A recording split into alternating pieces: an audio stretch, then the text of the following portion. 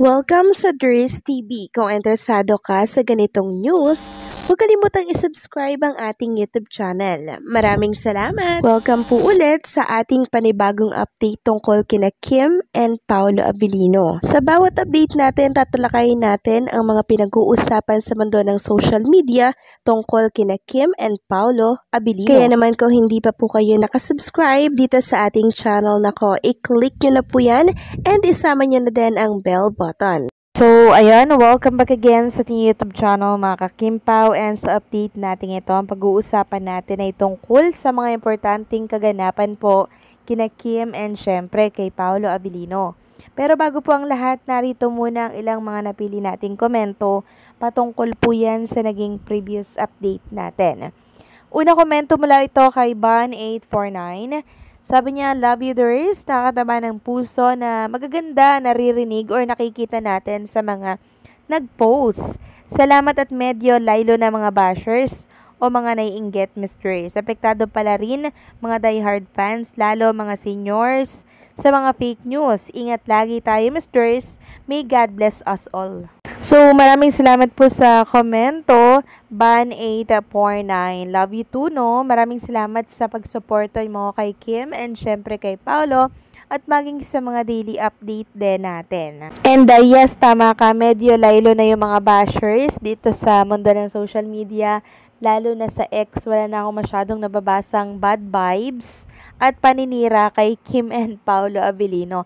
So, mabuti tumigil na sila, no? Siguro naanod na sila ng baha nung bumagyo.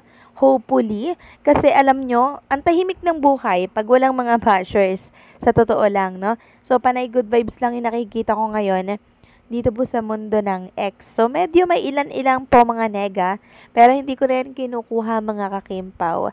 Focus ako sa good vibes at ikakatuwa po ng mga Kimpaw fans na lagi pong nakasubaybay sa ating mga update. So maraming salamat sa komento, Ban849.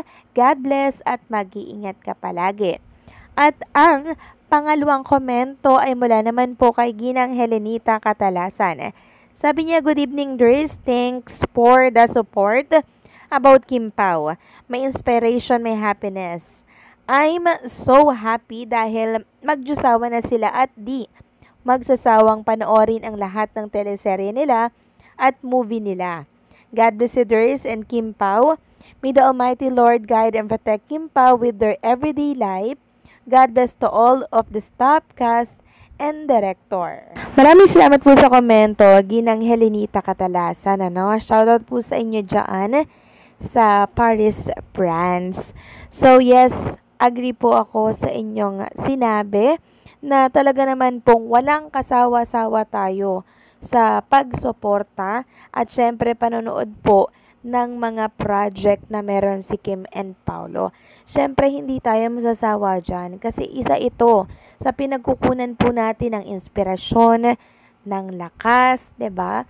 And syempre kasiyahan.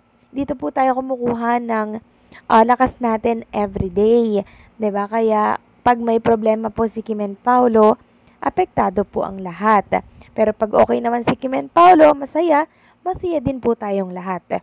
Yun nga lang, madalas natin silang namimiss kasi medyo tinitipid tayo ngayon sa ayuda po for Kim and Paolo. Pero nakakanakaw-nakaw naman ng konti. So maraming salamat sa komento po ninyo, Ginang Helenita Catalasan. God bless at mag-iingat po kayo palagi dyan. So yun na nga, pag-usapan na natin ang tungkol sa update natin sa gabing ito.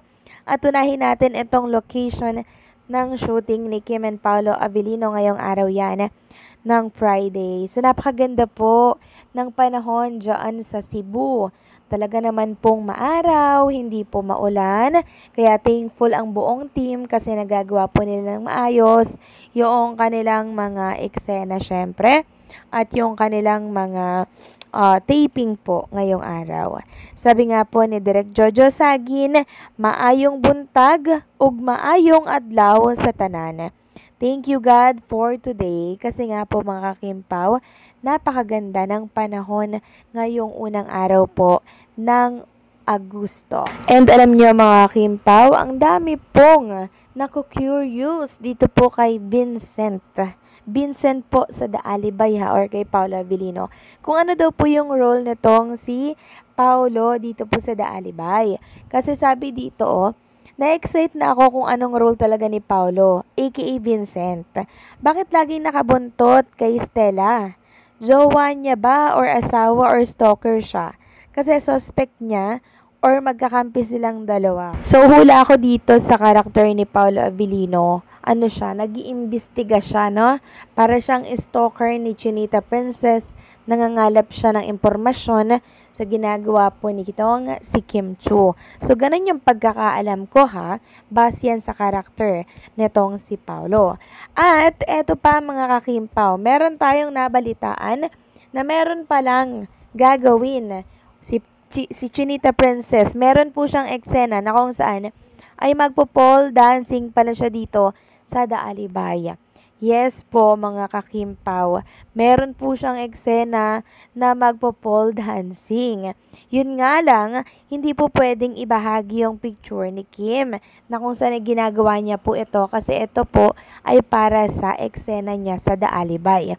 Kaya yung ipapakita ko po sa inyong mga picture, sa screen po ninyo ay mga old picture na po ni Chinita Princess na kung saan ginawa niya po ito sa ASAP. Ito ano lang mang po mga kimpaw, preference na pinapakitang nagpo-pole dancing nga po itong si Chinita Princess. Ulitin ko lamang po, bawal i-post yung mga picture ni Kim Chu na nagpo-pole dancing siya sa The Alibay. Kaya ang pinapakita ko sa inyo ngayon ay mga lumang picture ni Chinita Princess na ginagawa niya po yung eksenang yoon sa ASAP. And dahil nga po merong eksena si Kim Chu sa The Alibay ng pole dancing, ito po ang isa sa mga nababasa ko sa mundo ng X. So baka daw po hindi kayanin ni Paolo Avellino yung gagawin ni Chinita Princess dito po sa Barang Bar mga kakimpaw, kasi nga po ang karakter ni Chinita Princess ay yung parang bayaran po. Ulitin ko lang, karakter lang po yun ha, hindi ko sinabing si Kim Chu mismo,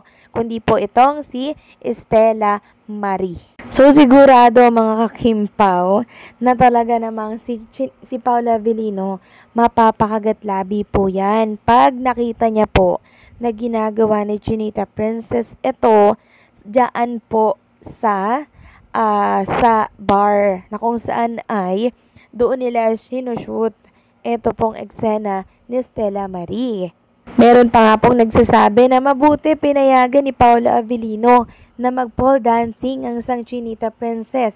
Kasama po kasi yun sa eksena. At isa pa, hindi naman gagawa si Chinita Princess ng ganyan kung siya ay makikitaan. Siyempre, ano po yan, cycling. Para nang sa ganun, kahit umano-ano siya dyan, wala pong masisilip. Kumbaga, parang safe po siya. Knowing Paolo Avellino, mga kakimpaw, sobrang ingat na ingat po yan kay Chinita Princess. So, anong sa inyo dito, mga kakimpaw, na may nalaman kayo na magpo-pole dancing pala si Kim Chu sa The Alibay? Please comment down below.